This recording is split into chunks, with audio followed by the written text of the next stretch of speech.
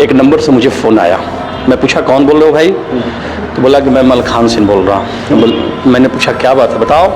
तो बोला कि मिलिए तो बताएंगे। हमने कहा कि बताओ तो भाई क्या बात है? तो बोली बताओ ना भाई। तो कहा कि सेट हो गया।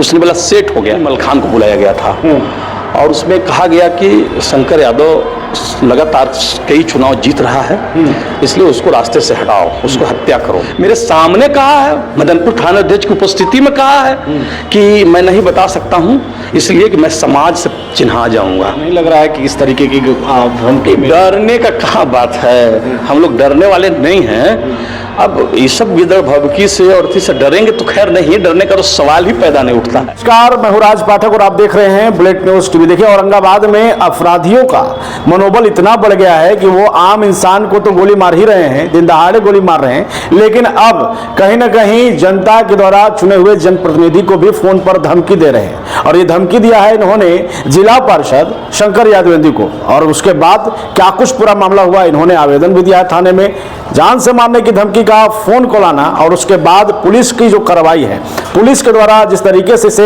हल्के में लिया गया, मजाकिया लहजे में लिया गया, उस पर क्या कुछ ये कह रहे हैं, पहले इनसे जानते हैं क्या पूरा मामला है। आपको फोन आता है एक और कहा जाता है कि आपके ऊपर खतरा है, हो सके तो बच जाइए, कुछ ऐसा ही मामला हुआ था क्या? देखिए 14 फरवरी जी के दिन एक नंबर से मुझे फ़ोन आया। मैं पूछा कौन बोल रहे हो भाई? तो बोला कि मैं मलखान सिंह बोल रहा हूँ। मैंने पूछा क्या बात है बताओ? तो बोला कि मिलिए तो बताएंगे। हमने कहा कि बताओ तो भाई क्या बात है? तो बोली बताओ ना भाई। तो कहा कि सेट हो गया। उसने बोला सेट हो गया। हमने क्या सेट हो गया? तो मिलिएगा तब बताएंगे। तो हम बोले कि ठीक है मिलो।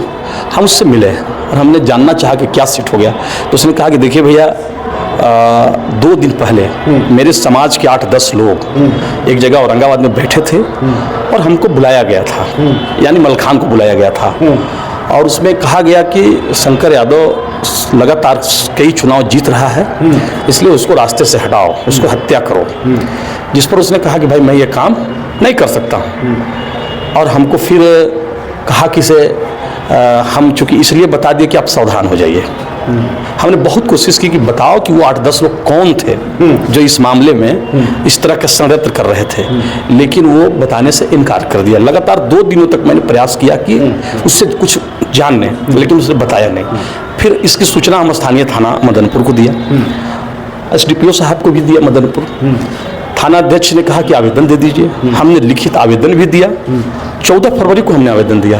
12 को फोन होता है और 14 फरवरी को आवेदन आप देते हैं। 14 को उसने फोन किया और उसके बाद हमने आवेदन दिया, परंतु कोई कार्रवाई नहीं हुई। आपको कैसे लगा? फोन तो कोई भी कर सकता है, फिर आपको क्यों लग रहा है कि वो व्यक्ति जो है ऑथेंटिक है, कि हाँ वो अपराधी तत्व का व्यक्ति था? कैसे लगा? हाँ बिल्कुल वो अपराधी है, कई मामले में जेल जा चुका है और अभी भी खुलासा किया पुलिस ने। संजय सिंह जो व्यापार मंडल जी का अध्यक्ष हुआ था नवीनगर, उनकी हत्या में अपनी स्वीकारोक्ति बयान में उसने कहा है। फिर एक गया में एक अपराधी की हत्या करने का सुपारी लोगों ने ले रखा है। कई मामले पूर्व में कई मामले में आपराधिक मामले में जेल जा चुका है।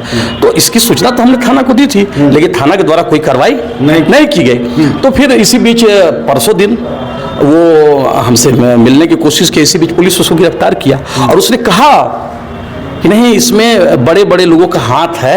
हमने बता तो दो वो बड़े लोग कौन हैं। राजनीतिक तौर पर राजनीतिक दुश्मन जो आपके हुए वो इस तरह की साजिश कर सकते? बिल्कुल, समाज में बढ़ती लोकप्रियता से लोग घबरा गए हैं और लोग बढ़ती लोकप्रियता से घबरा करके इस तरह का षड्यंत्र कर रहे हैं, साजिश कर रहे हैं। तो जनता ने हमको मौका दे रही है, जनता ने हमको जिताती है, लेकिन हम इससे डरने उड़ने वाले नहीं हैं। हम कानूनी रूप से, अभी मैं पुलिस अधीक्षक जी से मिला और अपनी सारी बातों से उन्हें अवगत कराया है। हमने कहा कि देखिए मेरे साथ पूर्व में भी नक्सली घटनाएं हुई है, पूर्व में भी आपराधिक घटनाएं मेरे साथ हुई है, आज भी ये अपराधी गिरफ्तार हुआ जिसने अपने स्वीकारोक्ति बयान में ये सब बातें कहा है। मेरे सामने कहा है, मदनपुर थाना अध्यक्ष की उपस्थिति में कहा है कि मैं नहीं बता सकता हूं, इसलिए कि मैं समाज से चिन्हा जाऊंगा। हम अपने समाज की उसकी चिंता है। तो और बाद में हमने थाना अध्यक्ष जी से जानने की कोशिश किया, तो थाना अध्यक्ष जी ने कहा कि मजाक में ये सब कहा है। बताइए किसी जनप्रतिनिधि का, एक आम आदमी, जनप्रतिनिधि छोड़ दीजिए, क्या हमको राइट टू सिक्योरिटी नहीं है इस देश में? हमें सुरक्षा का अधिकार नहीं है क्या? हम सुरक्षित नहीं रहे? क्या हम जनता के बीच में जा करके काम करना छोड़ दें? इसलिए हमने पुलिस अधीक्षक महोदय से मिलकर के इस पूरे मामले की जांच की बात कही है। हमने कहा कि जिस फोन से उसने 14 फरवरी को हमको फोन किया उसका सीडीआर निकालिए, उसमें कौन कौन लोगों से उसने बात किया, उस पर्दे के पीछे वो कौन लोग हैं जो इस तरह का घटिया और घृणित षड्यंत्र करते हैं। इसलिए हम न्याय की गुहार लगाया है और सुरक्षा की भी बात की है कि हमें सुरक्षा भी दीजिए, क्योंकि आए दिन इस तरह की आपराधिक घटनाएं हो रही है। शंकरानंद जी, अभी विधानसभा का चुनाव भी है, आप भी ऐलान कर चुके हैं कि वो चुनावी मैदान में आएंगे, डर नहीं लग रहा है कि इस तरीके की डरने का कहाँ बात है, हम लोग डरने वाले नहीं हैं। अब ये सब गिदड़ भभकी से और से डरेंगे तो खैर नहीं, डरने का तो सवाल ही पैदा नहीं उठता है। हम आम आवाम की लड़ाई प्रतिद्वंदी आप बन रहे हैं सामने आने पर। हाँ, तो हम तो पहले कहा कि हमारी बढ़ती लोकप्रियता से लोग घबरा गए हैं और इस तरह का षड्यंत्र कर रहे हैं, तो उनके षड्यंत्र से हम डरने और घबराने वाले नहीं हैं। उनका हम मुकाबला करेंगे, जनता के साथ लेकर के मुकाबला करेंगे।